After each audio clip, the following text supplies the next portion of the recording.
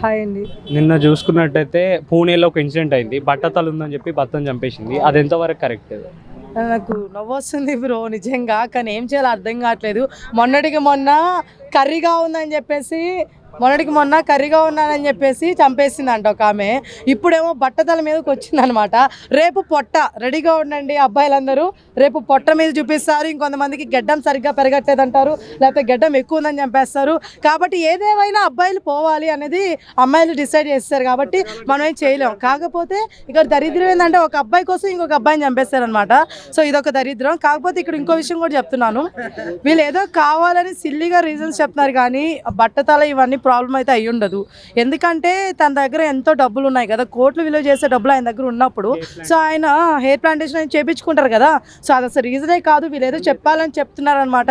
So ఇలాంటి వాళ్ళని దయచేసి మీరు ఏ రీజన్ చెప్పినా సరే వదిలేయకుండా వాళ్ళని శిక్షించాలని కోరుకుంటున్నాను. ఎందుకంటే ఈరోజు బట్టతల, మొన్నేమో నలుపు, రేపు ఏమొస్తుందో తెలియదు. కాబట్టి పాపం అబ్బాయిలను కూడా చాలా జాగ్రత్తగా కాపాడాలి. గవర్నమెంట్లు అన్ని కూడా జాగ్రత్త చేసుకోండి.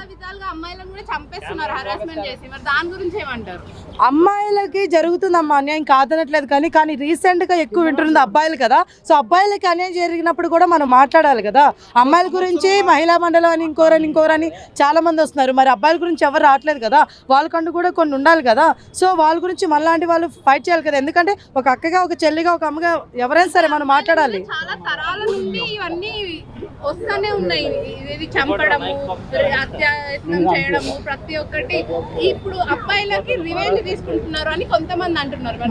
మా ఒక మాట అమ్మా, రివెంజ్ టైం అనుకుంటే రేపటి రోజున మీ ఇంట్లో ఒక కొడుకున్నాడు, ఒక నాన్నున్నాడు, ఒక అన్నున్నాడు, ఒక తమ్ముడు ఉన్నాడు. అర్థమవుతుందా? కాబట్టి రివెంజ్ టైంలో ఇవన్నీ ఏం లేదమ్మా. రివెంజ్లు అలా తీర్చుకుంటే లాస్ట్కి మీరు ఆడవాళ్ళందరూ కలిసి ఏం చేసుకుంటారు ఇక్కడ కూర్చొని? నాకు అర్థం కావట్లేదు. మగవాళ్ళు చంపేసుకొని నాకు అర్థం కావట్లేదు. అట్లా ఏం లేదు కదా. పూణేలో రీసెంట్ టైంలో మొన్న రీసెంట్ చూసుకున్నట్టయితే ఒక అబ్బాయి, ఆయనకు ఆస్తి లేదన్నట్టు కాదు, అందం లేదన్నట్టు కాదు, ఏదైతే ఇన్సిడెంట్ ఉందో ఫోర్ట్ పై నుండి దోషేసింది కదా. 600 కోట్ల ఆస్తి ఉంది, అందం ఉంది, అయినా సరే కూడా చంపేసింది కదా. లైక్ ఏం కావాలి? ఇంకేం ఎక్స్పెక్ట్ చేస్తారు అమ్మాయిలు? వాళ్ళకి ఇంకేం కావాలి? అమ్మాయిలు కానీ అబ్బాయిలు కానీ ఏదో ఎక్స్పెక్ట్ చేస్తున్నారని మన పిచ్చిగా అనుకుంటున్నా తప్ప వాళ్ళకి ఎక్స్పెక్టేషన్స్ అవన్నీ కాదండి. ఒక అబ్బాయి దగ్గర డబ్బులు ఉన్నాయనుకోండి, వాళ్ళకి అది అవసరం లేదు, ఇంకేదో అవసరం ఉంటుంది. ఇంకో అబ్బాయిల దగ్గర ఏదో ఉందనుకోండి, మాకు అది కాదు డబ్బులు కావాలంటారు. బేసిక్గా అమ్మాయిలకి క్లారిటీ లేదు లైఫ్లో ఏం కావాలో, అబ్బాయిలు కూడా క్లారిటీ లేదు. కాబట్టి ఇట్లా పెళ్ళిళ్ళు చేసుకుంటే డివోర్స్లు అయిపోతున్నాయి. లేదంటే ఇట్లాగేమన్నా ఉంటే మర్డర్లు అంటారు. ఇలా లేస్తే చనిపోవాలి చంపేయాలి ఏంటి అసలు ఇది? మొన్నటికి మొన్న వాళ్ళ అమ్మ వాటర్ తెచ్చడం లేట్ అయిందని చెప్పేసి మంచినీళ్ళు కొడుకు చంపేసాడంట. ఏవయ్యా నీకేమన్నా ముడ్డి నొప్పా, ఇంకేమన్నా నొప్పా, లేచిపోయి తీసుకోవడానికి నీళ్ళు? చెప్పు, నాకు అర్థం కావట్లేదు. మీ అమ్మ చంపడం ఏంటి నీళ్ళ కోసం? లివింగ్ ఇది ఒక దరిద్రం అండి. మాట్లాడకుండా ఒక దరిద్రం, మాట్లాడకపోతే ఇంకా పెద్ద దరిద్రం.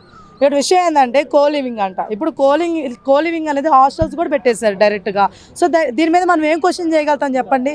ఇప్పుడు లివింగ్లో వాళ్ళు ఉన్నారంట, వాళ్ళ పేరెంట్స్ పోయినారని చూడడానికి. పోయినప్పుడు మాట్లాడుకుంటారు, గొడవలు వేసుకుంటారని జరుగుతుంది. కానీ ఆమె కూతురు డైరెక్ట్గా వాళ్ళ అమ్మని, నాయన్ని, చెల్లెని చంపేసిందంట. ఆ పిల్లకి ఎంత గుండె ధైర్యము, చూసేటోడికి వాళ్ళెవరికి ఎంత గుండె ధైర్యము. ఈయన్ని కూడా రేపు అలా చంపేస్తాను వాడికి భయం లేదా?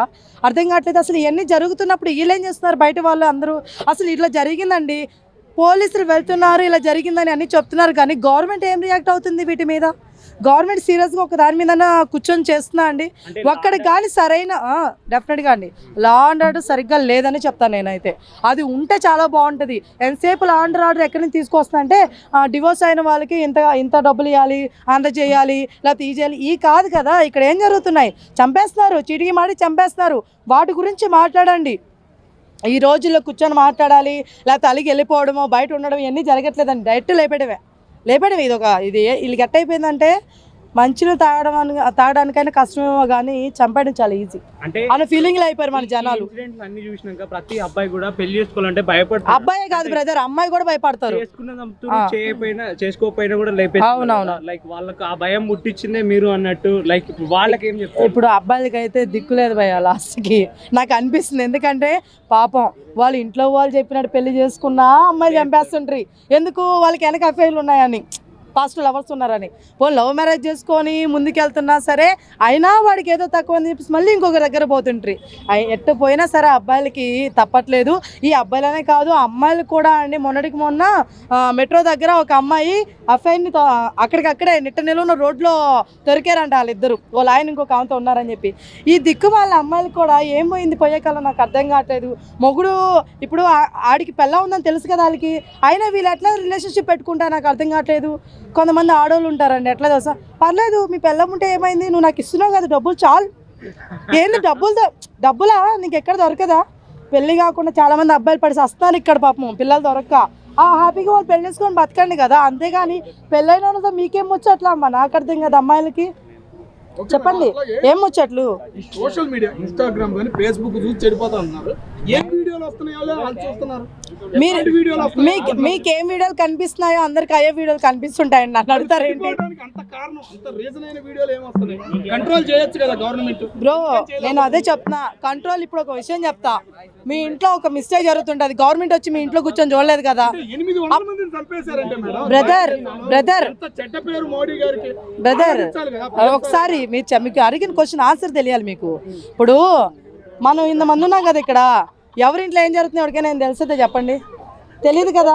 సో ఎవరింట్లో వాళ్ళు కంట్రోలింగ్గా ఉండాలి.